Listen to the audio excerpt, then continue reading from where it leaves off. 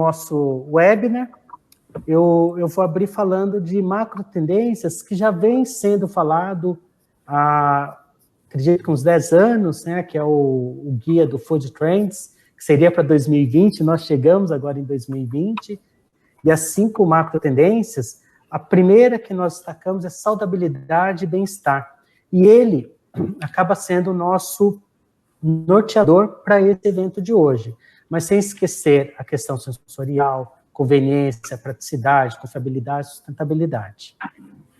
E aí, pautado nessas macro tendências, a Vogler sempre destaca 3 desafios, né? O que nós precisamos entregar para a indústria de alimentos? Produtos mais saudáveis, produtos mais gostosos e produtos mais baratos. Desculpa, entregar para os nossos consumidores. O nosso consumidor, ele quer se alimentar melhor, mas ele quer que seja algo gostoso, ele quer que seja algo saboroso e até que, para nós, isso é muito importante para gerar recompra. Mas aqui no Brasil também temos o desafio que é a questão de preços, né? Então nós precisamos trabalhar com todas essas nuances para levar aos nossos consumidores finais o produto que seja indulgente, saudável e com custo justo. A Ana trouxe para nós uma frase que eu gostei muito, e eu peço a licença para ler para vocês, né? A Ana comentou para nós: a indústria de panificação se baseia no uso de cereais cultivados pelo homem há séculos e que são a base da alimentação humana. Os produtos de panificação são fontes de carboidratos, proteínas e fibras, além de vitaminas e minerais. Mas o consumidor está buscando novidades, aumentando a demanda por produtos ainda mais nutritivos e que entreguem saudabilidade sem abrir mão do sabor. Se vocês perceberem, ele vem de encontro com tudo isso que nós acabamos de conversar, falando das macro tendências. E aí, baseado nesse brainstorm que a gente começou antes do webinar, nós chegamos a essa pergunta: como os nossos ingredientes podem ajudar a indústria de panificação a ser mais saudável? E aí agora fica o gancho para passar para a Ana Lúcia, né? Para fazer essa apresentação. Ana, muito obrigado. E agora a bola com você. Ok. Boa tarde.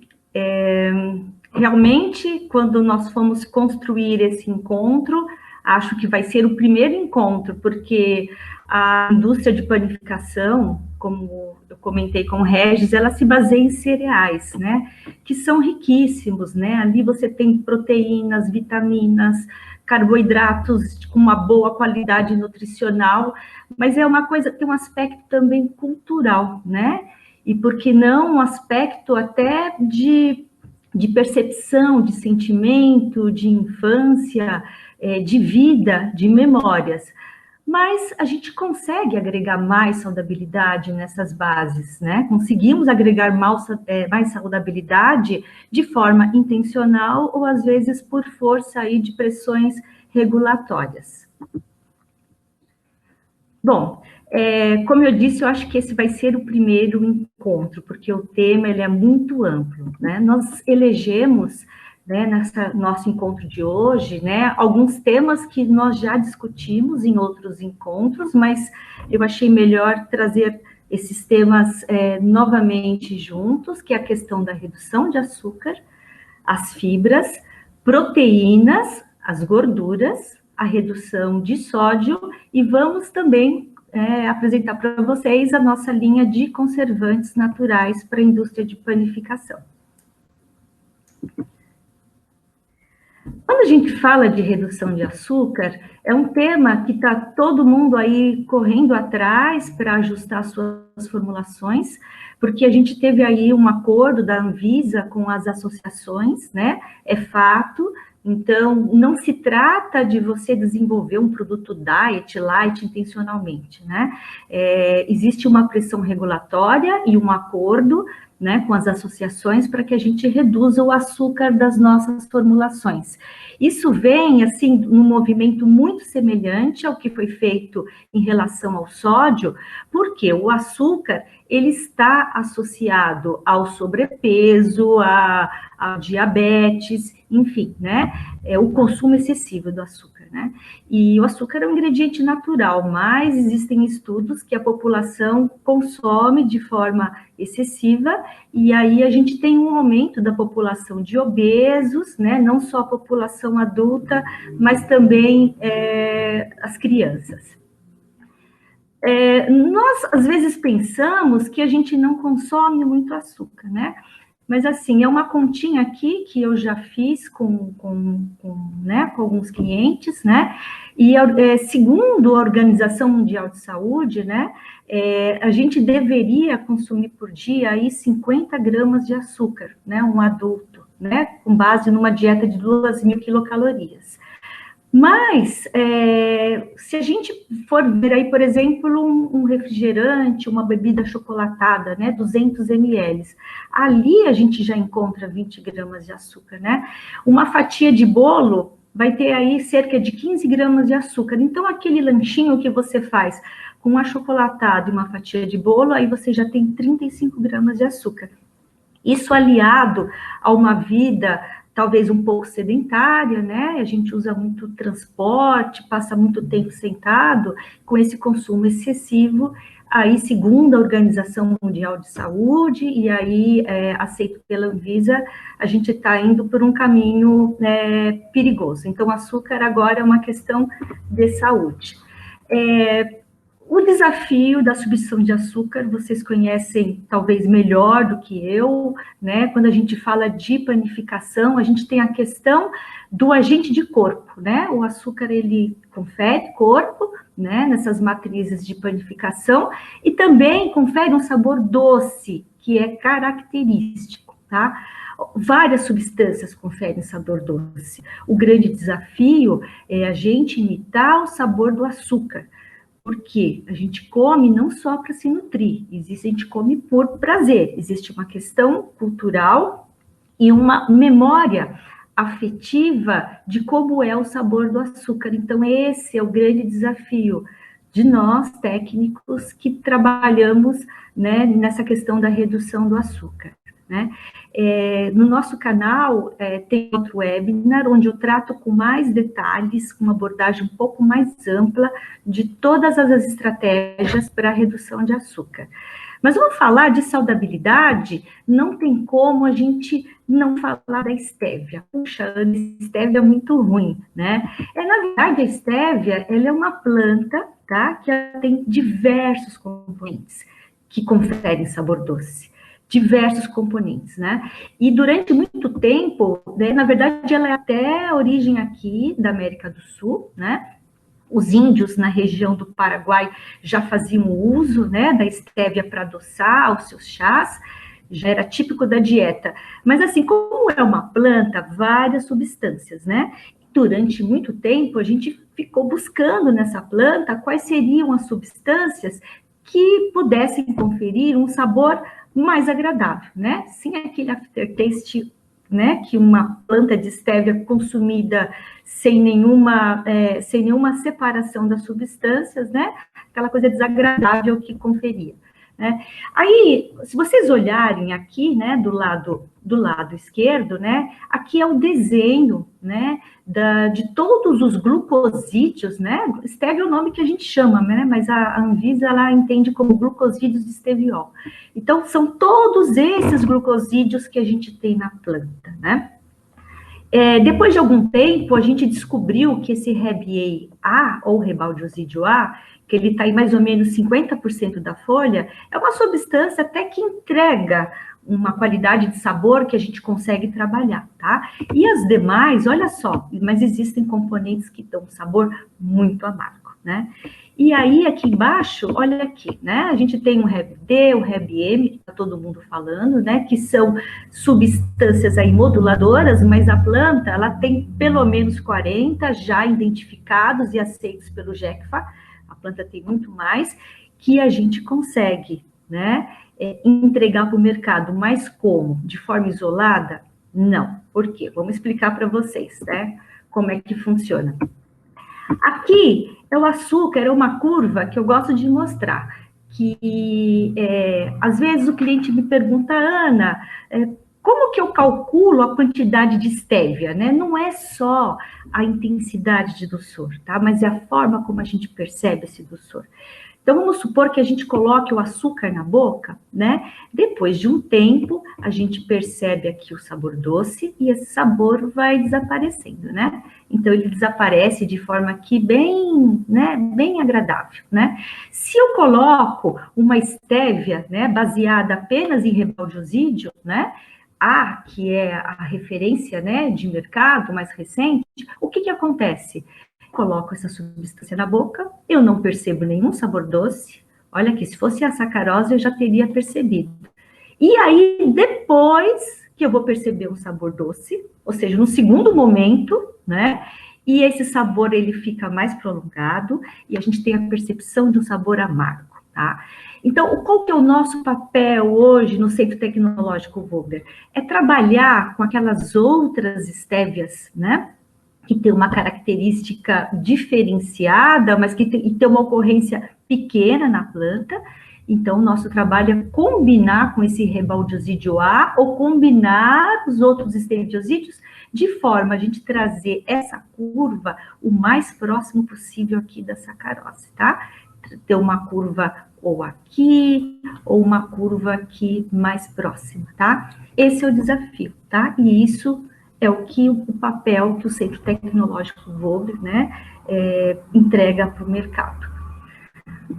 Ana, mas eu estou aí com um acordo da Anvisa, né, e, enfim, antes de falar do acordo, aqui é uma das soluções que a gente entrega, que é o Inodulce NSB01, que é um produto que a gente entrou no mercado, para o mercado de bebidas, né, que se deu muito bem em chás, em néctares, e que a gente está tendo uma resposta muito positiva também para panificação. Bom, mas estévia é edulcorante, tá? E se a gente for falar no acordo da Anvisa, ou se a gente estiver desenvolvendo um produto que a gente destina para um público infantil, por exemplo, né? A mãe não quer ver o nome edulcorante estévia, glucosídeo esteviol, né? Por alguma razão, né? Ou pelo acordo Anvisa, ou eu não quero ter no meu rótulo edulcorante. Então, com essa preocupação, a Vogler fez um trabalho de identificar no nosso portfólio dos nossos parceiros substâncias que são consideradas aromas, né, pela legislação brasileira. E fomos atrás dessas substâncias, né? E aí, qual foi o nosso desafio? Desenvolver um aroma que conferisse sabor doce apenas. Não sabor de pêssego, de uva, de baunilha ou de chocolate, mas apenas o sabor doce, né? E desse trabalho, a gente acabou lançando, no ano passado, uma linha de aromas naturais, que é feita apenas com ingredientes naturais, tá? São ingredientes que têm um número FEMA, são ingredientes que são previstos na legislação brasileira como substância aromatizante, e combinando essas substâncias, a gente consegue entregar, tanto para o mercado de panificação, como para outros mercados, soluções que são aromas e que conferem somente o sabor doce do açúcar. Esses InnoFlavors, por exemplo, o InnoFlavor BK, né, que é uma das nossas linhas, que é Baked Bakery, ele entrega mais ou menos um doçor equivalente a uns 7% de açúcar, que é bastante, pensando aí no acordo da Anvisa e nas metas que a gente precisa atingir. Fibras, vou mudar de tema, fibras. Fibra, o Regis mostrou lá todo um cenário, todo um histórico do interesse do consumidor, tá? É um interesse antigo, né? O consumidor, ele conhece muito bem o tema fibra, né? Mas é um tema que era muito comentado no passado, mas o consumidor ainda agrega muito valor à questão da presença de fibra na formulação de um produto de panificação. E a comunicação é muito simples, porque o consumidor, ele entende que fibra tem a ver com trânsito intestinal. O consumidor entende a questão da saciedade. A classe médica, os nutricionistas indicam as fibras para um controle de colesterol, né? As fibras arrastam, né, o colesterol ou inibem a produção. A questão da resposta glicêmica, né? Eu tenho limitação ao consumo de açúcar, né? Então, eu vou comer um bolo integral, porque aquela fibra que está presente, ela vai inibir a absorção daquele açúcar. Então, todas essas substâncias que na legislação brasileira, né, são consideradas que qualquer material comestível e que não seja hidrolisado no nosso trato digestório, são considerados fibras, e a comunicação é muito simples, é um tema ainda muito atual. Quando a gente fala de fibras, a gente tem duas categorias, aquelas fibras insolúveis e a solúvel. O que é insolúvel? Gente, insolúvel é aquela fibra de trigo, de bambu, de maçã, de milho, aquela parte que não é solúvel, né? Que a gente consegue ver. E essas fibras, elas têm características de absorção de água. Então, normalmente, a gente, quando vai fazer uma formulação, esse é um aspecto muito importante. E essa fibra, ela é interessante quando o consumidor ele quer ver no teu produto aquele aspecto mais artesanal, tá? Então, o meu consumidor, ele quer ver aquela fibra no meu produto, tá? Mas existem casos onde a gente quer agregar fibra e a gente não quer mudar a textura da nossa formulação, a gente quer o menor impacto possível, tá? E a gente quer oferecer fibra para aquele consumidor que quer comer fibra, mas não quer um produto com aspecto de fibra. E aí a gente já fala das fibras solúveis, tá? Diferentemente das fibras insolúveis, em geral, essas fibras, elas são mais fáceis de trabalhar quando a gente fala no aspecto de textura de um produto de panificação, e elas são benéficas à nossa flora bacteriana intestinal. Então, elas são alimento, né, para as bactérias do nosso intestino. E aí, nessa tendência toda de, enfim, de imunidade, né, dessa questão da saúde intestinal, onde tudo começa, né, tudo começa lá no intestino, essa questão dos probióticos, dos prebióticos, as fibras solúveis vêm ganhando um espaço mais importante aí nas formulações e na comunicação dos benefícios quando aplicados numa matriz de panificação. Aqui eu vou fazer um parágrafo e vou falar de uma fibra, tá? Porque a gente precisa falar de novidade, né? Que é uma fibra que é uma maltodestrina resistente, tá? A gente tem fibras muito interessantes no nosso portfólio, as fibras clássicas, mas a gente gostaria hoje de falar de uma inovação. O Fibersol é do nosso parceiro, né, da dele, e o que acontece com essas fibras prebióticas? Elas são insolúveis, elas são fermentadas, né, no nosso colo. Quando elas são fermentadas, elas podem causar um desconforto, né? E o que acontece? O Fibersol, ele é uma fibra que ele tem uma alta tolerância digestiva. Tá? Então, é uma fibra que você pode consumir numa quantidade maior, sem ter aqueles desconfortos comuns para essas fibras solúveis que têm um foco aí na saúde digestiva. Essa fibra tem uma característica sensacional, porque ela forma soluções claras, tá? Quando a gente coloca na água, parece que tem açúcar ali dissolvido. Ela não aumenta a viscosidade, tem uma característica muito semelhante ao açúcar. Não é higroscópica, tá? Então, esse é uma das questões que a gente também leva em consideração, né? A questão do manuseio no processo produtivo, você pode deixar um saco, né, do produto aberto, manuseia, e aí não tem essa questão de empedramento, higroscopicidade, dificuldade de manuseio. Mas voltando ao tema da tolerância digestiva, tá? Então, se a gente compara aqui o Fibersol com outras fibras, né, que são, né, reconhecidas aí na saúde digestiva, né, a gente tem aqui alguns estudos de referência. O Fibersol, a gente poderia consumir aí até 68 gramas, segundo esse estudo, né, a partir do qual algum efeito de intolerância, né, começasse a aparecer. O Fibersol é uma fibra de milho, tô vendo aqui a perguntinha, tá? É uma fibra de milho. E aí, comparando com inulina, com oligofrutose, você vê que as quantidades máximas, né, quantidade máxima, até você ter uma intolerância é muito menor, né? Então, é preocupante, né, se a gente, né, se o consumidor gosta muito do produto, come bastante, né, bastante, e aí ele tem uma intolerância, né, e a gente não quer isso, a gente quer uma boa saúde intestinal, né, um trânsito intestinal saudável, sem ter nenhum desconforto, porque a gente quer que o cliente coma com prazer e não tenha aí nem esse tipo de preocupação. Bom, é tudo bem rápido, tá? Porque a gente escolheu aí vários temas. Mas eu acho que as perguntas aí ficam abertas, tá? Proteínas, tá? Proteínas de origem animal, tá? Primeiro, tá?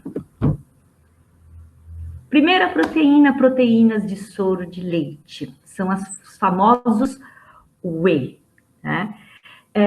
Alguém tem alguma pergunta aí? Eu me perdi um pouquinho, tá? Esse Fibersol que eu comentei, ele é PCR negativo, tá? Mas a gente tem uma versão GMO free, então, e não GMO. Mas o que a gente está hoje no estoque da Vogler disponível é PCR negativo. Voltando, right?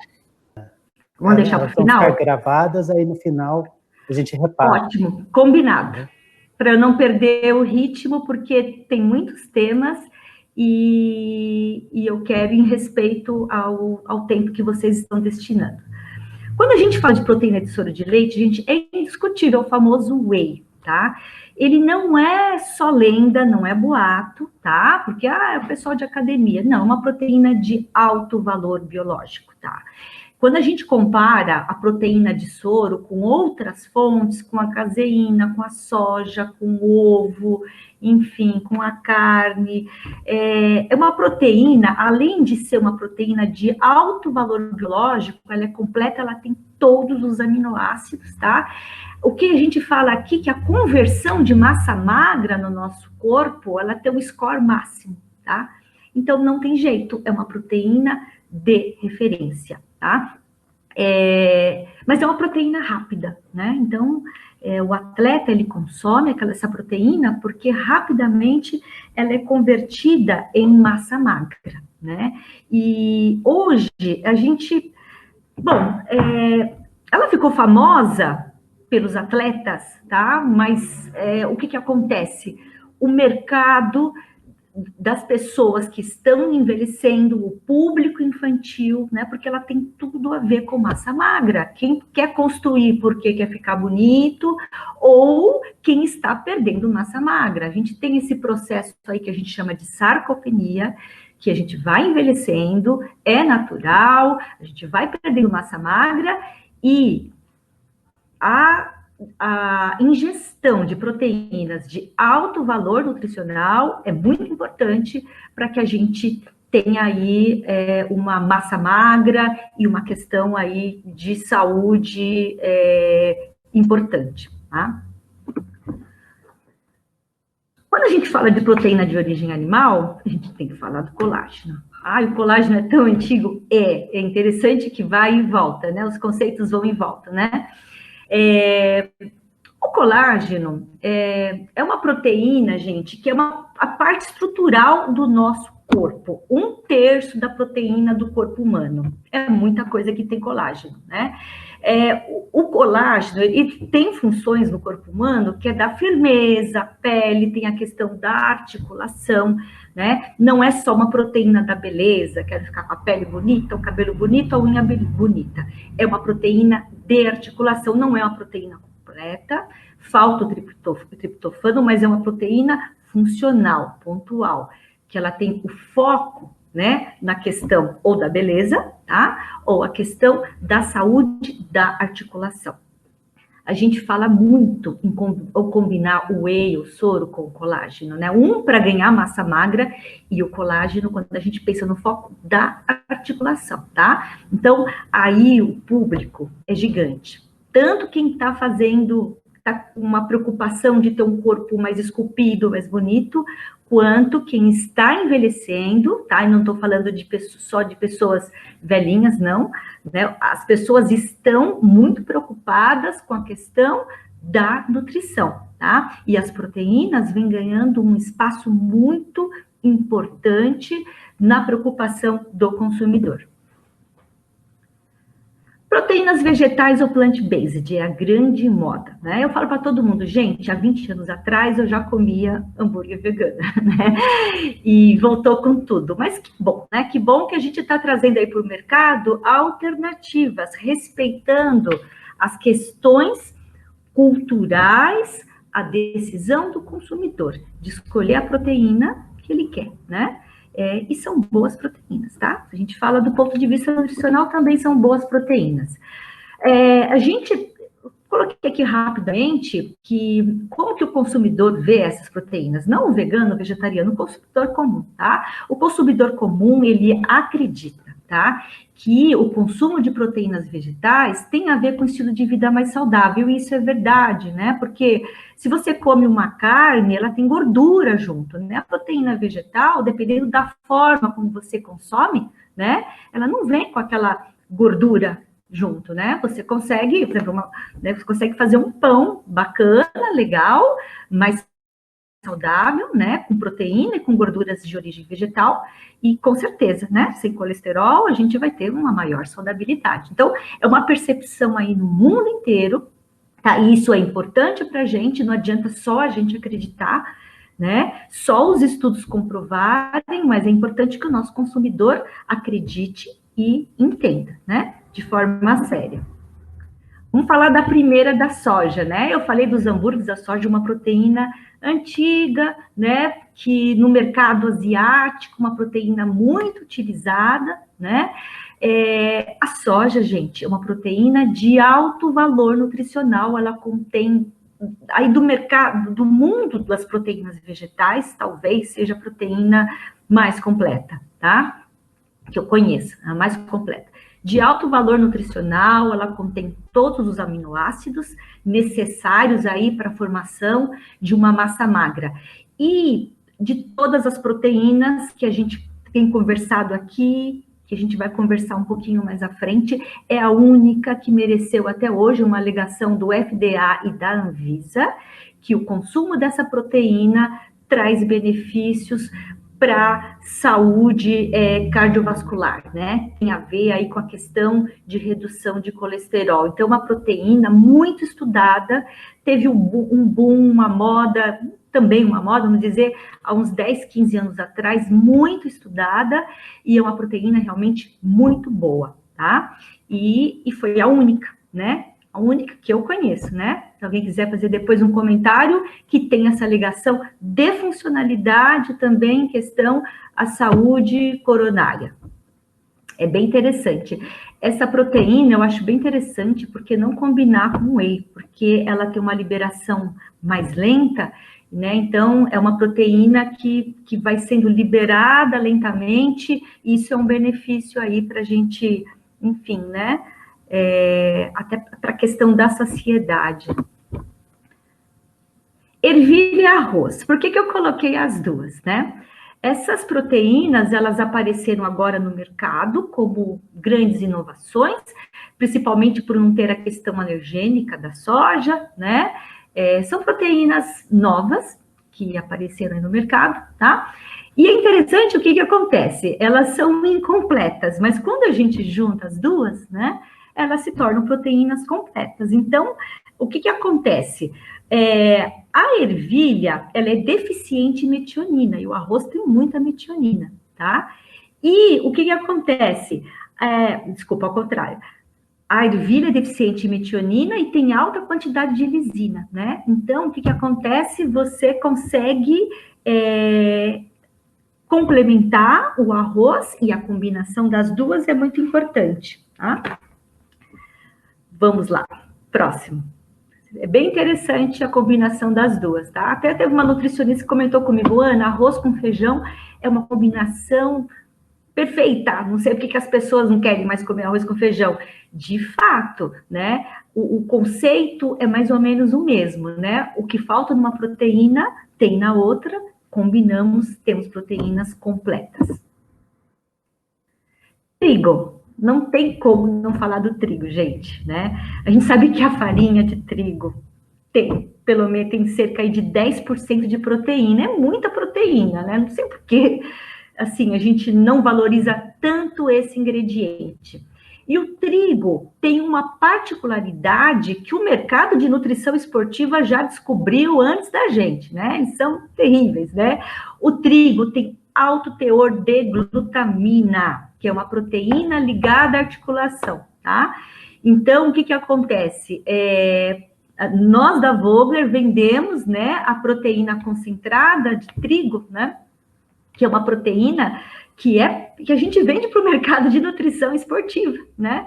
E por que não aumentar na nossa base de panificação, que tem sabor de trigo, tem tudo a ver com trigo, aumentar o teor proteico com o próprio trigo, né? Por que não, né? E é uma proteína sensacional, né? Eu acho que temos que resgatá-la, né? Como proteína e não vai interferir no sabor da nossa base, né?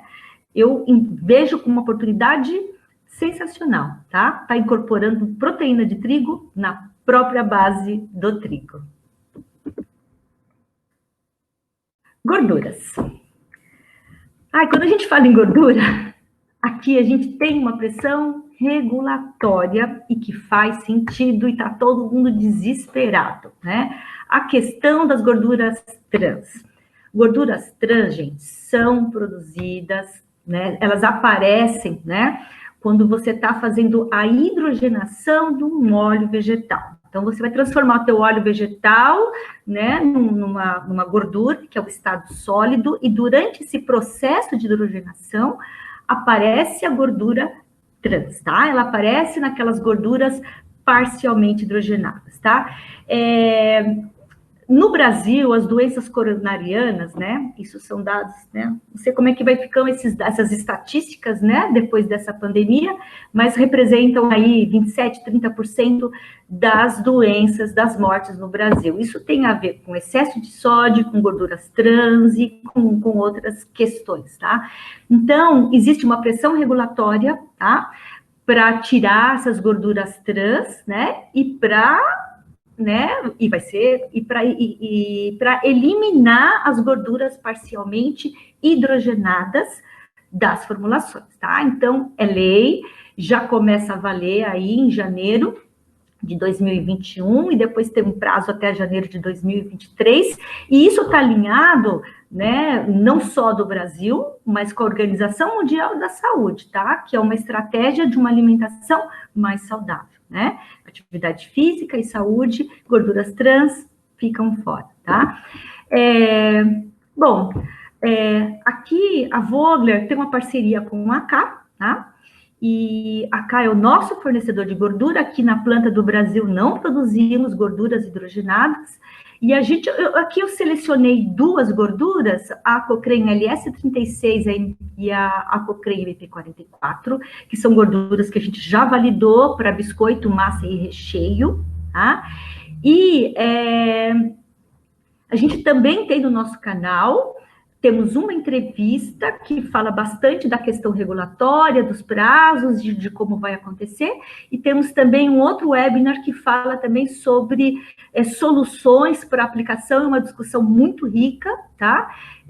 Mas, finalmente, essas duas gorduras a gente já consigo te indicar para vocês nesse nosso encontro, mas vale a pena, depois no nosso canal, dar uma olhadinha, a discussão regulatória e a outra apresentação mais da parte de aplicação. Sódio. Sódio, a gente já teve o acordo lá do passado, todo mundo já se descabelou para poder, né, ajustar as suas formulações, mas ainda é um tema atual. É um tema atual, e aqui eu vou acabar também falando um pouquinho de alumínio, tá? Porque acho que cabe, né, entra nessa questão. Sódio é sabor e funcionalidade. Quando a gente fala de sabor, a gente fala do cloreto de sódio, que é a substância que dá o sabor salgado, tá? Nós temos a nossa solução, tá? Que é um cloreto de sódio com cloreto de potássio. Ai, Ana, que novidade que tem nisso, né? A gente já usa cloreto de potássio, que é horrível, né? A grande novidade é que é um produto cocristalizado, no mesmo cristal. O que a gente tem? A gente tem cloreto de sódio, potássio e gluconato de sódio. O gluconato, ele é um mascarador, tá? Ele mascara notas indesejáveis amargas. Então, tudo isso no mesmo cristal, a gente consegue um resultado sensorial, pensando em sabor, muito bom, tá? Muito bom, é sensacional. Já fizemos um teste em pão francês, que é o desafio de formar, né, a pestana. O teste foi muito bom, né? Fizemos uma padaria, falou, ó, troca aí, tira o sal e coloca. E o padeiro falou assim, nossa, que sensacional, porque a gente estava com medo. Falou, a gente melhora o sabor, mas e a característica do pão, né? Como é que fica, né? Então, assim, é um produto que a gente está divulgando no mercado, né? Assim, esse movimento da redução de sódio, ela continua. Bom, um outro aspecto de sódio, eu falei de sabor e funcionalidade, tá? Aqui eu vou falar de bolo, gente, né? O que acontece? Quando a gente faz um bolo, a gente tem um fermento químico, tá? Esse fermento químico é base de fosfato, né? Fosfato que a gente chama de agente levedante. A gente tem aqui que 25% das fontes que contribuem com sódio numa formulação vem do agente levedante. Então, a gente se descabela, né? Reduzindo sal e perdendo, enfim, né? A questão das funcionalidades, né? Temos que reduzir, mas temos que atacar aqui, tá? 25%. E aqui tá fácil, tá fácil. Como é que funciona isso, né? A gente tem o bicarbonato de sódio, né? Uma formulação de um fermento, tá? E aí a gente combina com um fosfato, que é o que a gente chama de agente levedante. É ele que vai regular, gente, a liberação do CO2 lá dentro do forno, tá? Que a gente não quer que a gente bata a massa e já começa a liberar o CO2 antes desse produto ir para o forno. É ele que regula e não deixa acontecer isso, tá? São os fosfatos que vão regular, tá? Que é o que a gente chama de agente levedante, tá? Isso aqui é lembrando um pouquinho de química. O que acontece? A gente oferece para o mercado, né? Um agente levedante comum usado é o pirofosfato de sódio, que é o SAP, né? 28. E nós desenvolvemos aqui algumas alternativas na Vogler. Eu queria apresentar hoje, por causa do tempo, duas delas, tá? Que é o Calrise, que é um pirofosfato ácido de cálcio e fosfato tricálcico coprocessado, que não tem sódio, e ainda você consegue entregar um pouquinho de cálcio na tua formulação. É um produto fantástico. Não estou conseguindo ver quem está assistindo, mas quem já testou vai falar, realmente, Ana, é um produto sensacional. E a gente também tem aqui o V90, que é um fosfato monocálcico recoberto, tá? Da nossa linha, que também não tem sódio. Nós fizemos esse estudo, gente, pensando não no sódio apenas, né? Mas uma nova legislação, a questão do alumínio nas farinhas de trigo, em algumas categorias, né? E aí, desse estudo, olha que interessante, aqui é o nosso padrão, né? Que é o SALP, que é um produto sensacional, tá? E aqui de bolo, aqui foi o resultado com o nosso Calrise, tá? E aqui com o nosso V90, tá? Aí, o que acontece?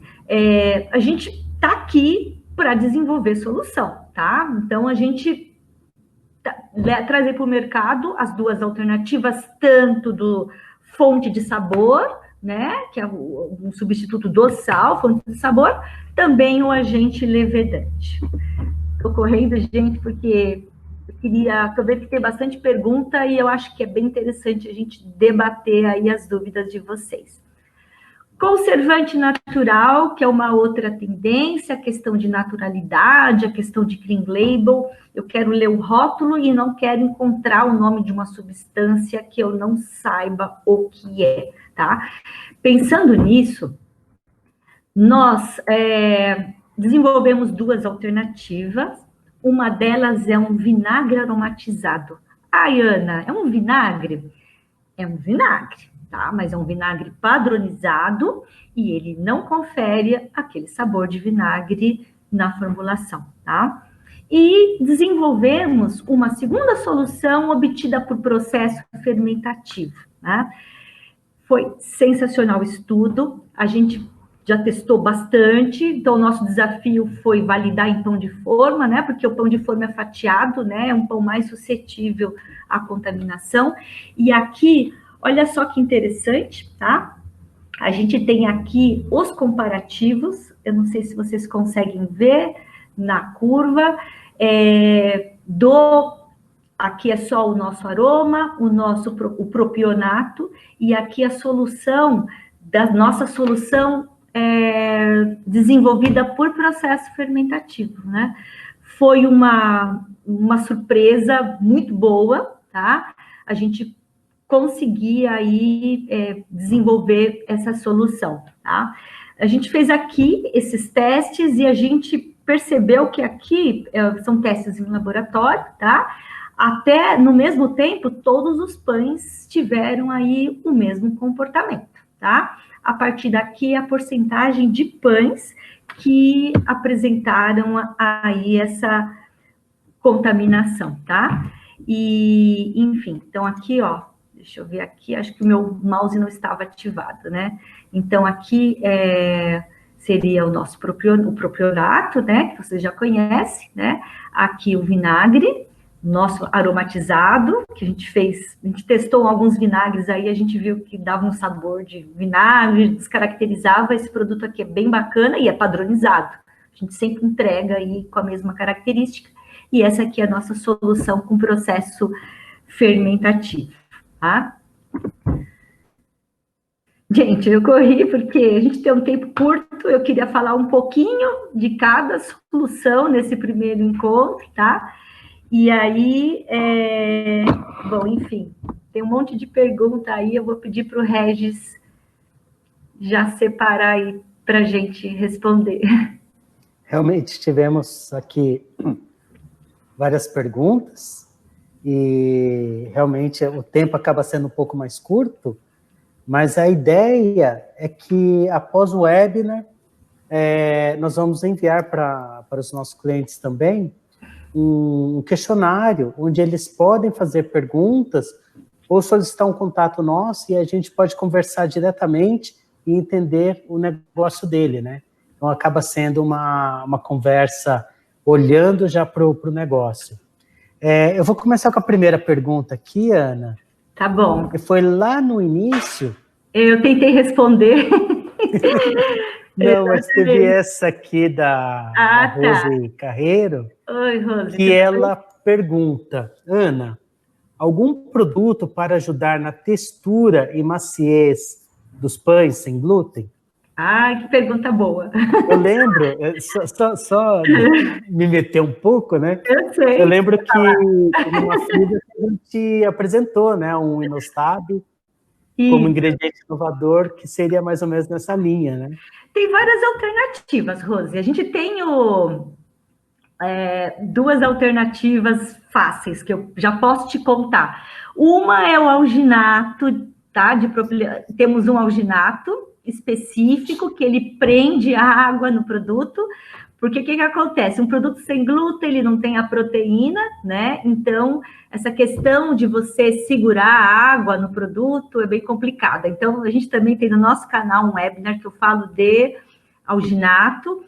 O foco, ele é bem genérico, a gente fala de diversas aplicações, mas tem um momento onde eu cito o uso do alginato para produtos sem glúten, que é muito comum no Japão, que tem uma farinha muito fraca. A gente trouxe essa experiência para cá, né? Essa é uma das alternativas. A gente também desenvolveu uma outra alternativa aqui na Vogler, que é base em hidrocoloides, Porque o que acontece? O que a gente quer é que essa água fique presa, tá? Você pode até usar xantana, guara, ajuda, mas tem outros hidrocoloides que conseguem prender mais essa água aí durante o forneamento, tá? É o caso do alginato e de uma outra solução nossa combinada, que aí a gente pode depois aí te disponibilizar. Legal. E aí nós tivemos aqui algumas perguntas relacionadas a doçor. Certo. Deixa eu... Teve uma que está aqui, que é da Andressa Silva. Ela pergunta, quais as opções para aumentar doçor que não seja edulcorantes para aromas? Aromas? Andressa, vamos lá. Eu gosto da ideia do aroma, tá? Gosto muito da ideia do aroma. Mas você também pode usar os polióis, tá? O eritritol é um poliol bem interessante. O xilitol, ele tem um doçor muito próximo, se não igual ao açúcar, e eles conseguem também ajudar a contribuir com o corpo e com o doçor na tua formulação. Legal. E aí nós temos aqui duas perguntas relacionadas ao Fibersol. Certo. E aí eu já quero deixar o convite para os nossos clientes que estão assistindo, que nós teremos um webinar no dia 3 de junho, específico sobre Fibersol. A nossa parceira ADM irá apresentar o Fibersol como uma solução, mas de uma forma mais genérica, né? E aí vamos responder as perguntas agora relacionado com a panificação. A primeira eu acho que você respondeu rapidamente, que é qual a fonte do Fibersol, que é milho, né? Milho. E aí na segunda eu já vou colocar, a primeira quem fez foi a Tercília, e aí a segunda, Ariana, ela pergunta, e por ser de milho, o Fibersol tem origem de milho transgênico ou não? Então, Ariana, olha só os nossos desafios, ainda tem esse ponto. O que a gente tem hoje aqui para disponibilização rápida é PCR negativo, tá? Mas, até vou deixar aí para o seminário, né, que vai ter no dia 3, temos a possibilidade de trazer a partir de milho não transgênico, tá? Então, mas o que está aqui é PCR negativo. Ok. E aí a Tercília também fez mais uma pergunta sobre Fibersol, que ela quer saber quais as alegações ela pode trazer para o produto no rótulo e em materiais de apoio. Então, Tercília, a questão da alegação, a gente tem toda aquela questão da Anvisa, né? O que pode alegar. Mas, assim, existem algumas alegações que a gente consegue fazer, que se é fonte ou rico em fibras, isso a gente não precisa se submeter à Anvisa, é só atender as quantidades mínimas na porção.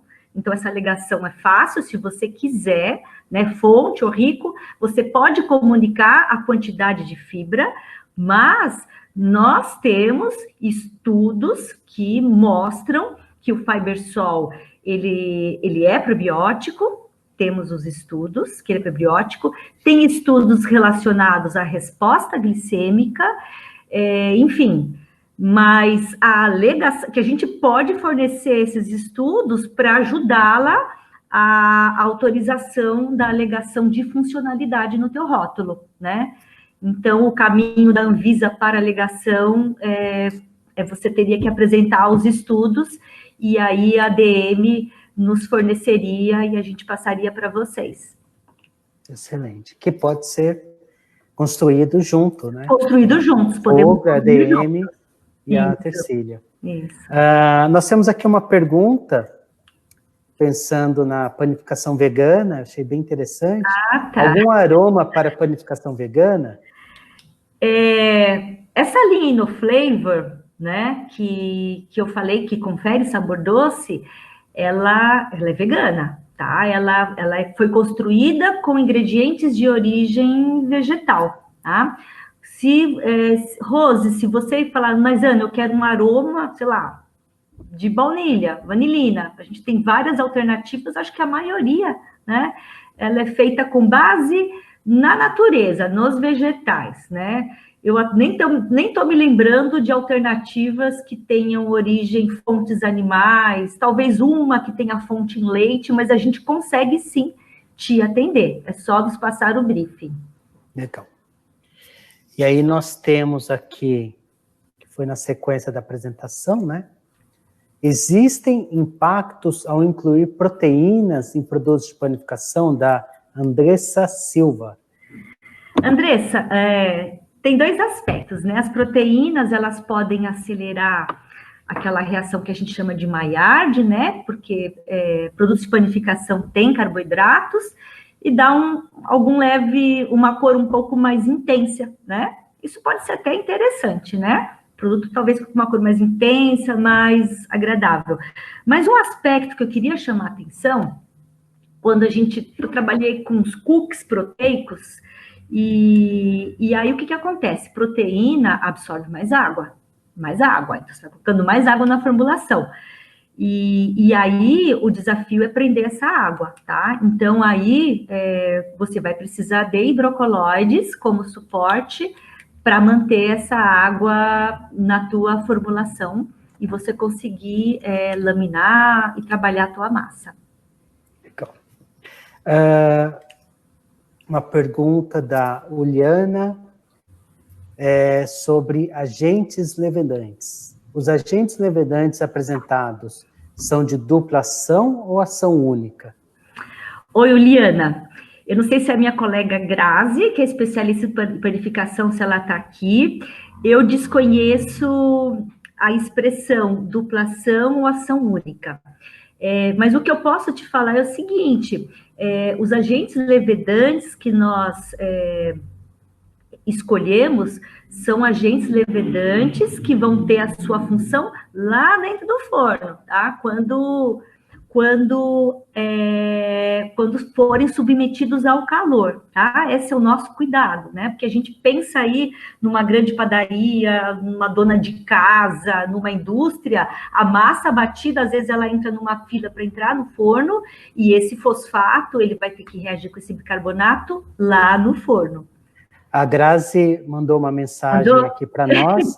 O Cal-Rise é duplação, e o V90 é ação única. Opa, obrigada, Espero que Grazi. tenha respondido a pergunta da Uliana. Tem que perguntar para os universitários aí. Interação em tempo real. Bom, aí comentando a questão do conservante natural, né? Isso. Nós temos aqui da Ariana, o vinagre aromatizado é apenas ele ou em conjunto com propionato de cálcio? Ariana, os testes que a gente fez foi sem propionato, tá? Foram os testes que a gente fez, vinagre comparado com o propionato. Mas, olha só que interessante, né? A combinação deles pode ser muito interessante, porque vamos supor que você já excluiu todas as possibilidades de aumentar o shelf life do teu produto, né? Que se você for colocando mais propionato, você vai inibir a sua levedura, né? O teu fermento. Então, ele pode sim ser combinado com propionato numa abordagem, talvez não de clean label, mas para estender o shelf life do teu produto. E aí, falando em shelf life, tem uma pergunta aqui desafiadora da Franciele. Ai, meu Deus. Qual a solução para shelf life para tendência de pães industrializados com 90 dias de ATM? Ô, Franciele, eu convido você a testar aquele nosso produto lá da nossa tela, que é de processo fermentativo, combinado ou não com o nosso vinagre. Eu acho que é um bom desafio, tá? Aquele produto... E agora, Regis, precisava voltar naquela tela. Como é que eu faço? Eu ponho lá, só um minutinho. Por favor. Aqui, tá fácil. Isso. Vou voltar aqui. Estão vendo? Tá com ponteiro ativado? Está. Aqui. Olha só que interessante, ele teve uma performance superior ao propionato de cálcio. A gente já tinha uma referência que ele seria superior, mas a gente fez o teste. Então, na minha opinião, eu testaria essa solução, tá? E combinaria com o vinagre aromatizado como agente para estender aí, assim, para atender aí o seu desafio. Ok. Alimento, eu falo para todo mundo, não é ciência exata, gente. É uma matriz viva, tem a fábrica, tem a farinha, tem várias características que a gente precisa respeitar. Tem região mais quente, mais fria, mais úmida, né? Eu acredito nessa nossa solução como processo fermentativo para, pelo menos, melhorar, aumentar aí o shelf life do teu produto. E por que não, combinando com a outra pergunta, que foi, assim, sensacional, combinar com o vinagre, para aumentar ainda mais. Perfeito. E aí, fechando aqui a última pergunta, existe alguma solução preço-dose melhor para substituir o alginato em se tratando de resiliência de pães embalados? Então, Franciele, nós fizemos vários exercícios que o que acontece? Quando a gente coloca o alginato, a gente coloca mais água na formulação, né? E a gente fez vários exercícios que a conta fecha, tá? Hoje, o ponto de partida que eu indico para você é 0,2% de alginato, tá? Na minha conversa inicial com os nossos clientes, eu falava de aumentar em 3% de água.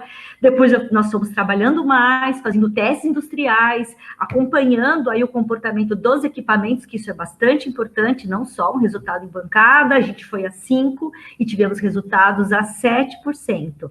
Então, assim, esse 0,2% com 5% de água, eu acho que a gente tem aí, fecha esse custo-benefício só falando de formulação, tá? Se a gente for medir tempo em macera que reduz, maior maquinabilidade de massa. Teve cliente meu que falou, Ana, não quero nem ver o resto, só o jeito que essa massa está rodando aqui no meu equipamento já pagou tudo. Porque existem alguns pontos críticos, às vezes, em processo que o alginato entrega resultados que aí você vai ter que medir, tá? Esses benefícios, né? A questão da devolução, do ponto de venda.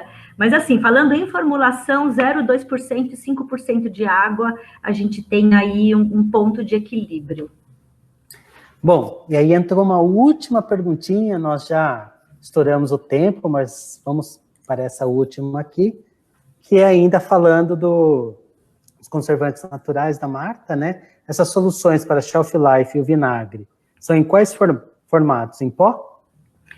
Marta, as soluções que nós testamos e que estamos disponibilizando são em pó, tá? Pensando na indústria aí de panificação, né? Que tem os premix, enfim, o que a gente não quer é que você tenha um tanque a mais, é que você tenha um dosador. A gente quer manter a ideia dessa construção, a gente levou em conta, sim, também essa questão da forma. Então, o pó foi escolhido pensando aí na facilidade de manuseio para a indústria de panificação. Legal. Ana, muito obrigado pelo seu tempo, pela oportunidade de estar conosco. Agradeço muito a vocês que estiveram conosco. Não esqueçam de entrar em contato conosco pelos nossos canais. Nós temos também outros vídeos no YouTube, além de nos seguir nas redes sociais e interagir o máximo possível com vocês. Até a próxima. Obrigada.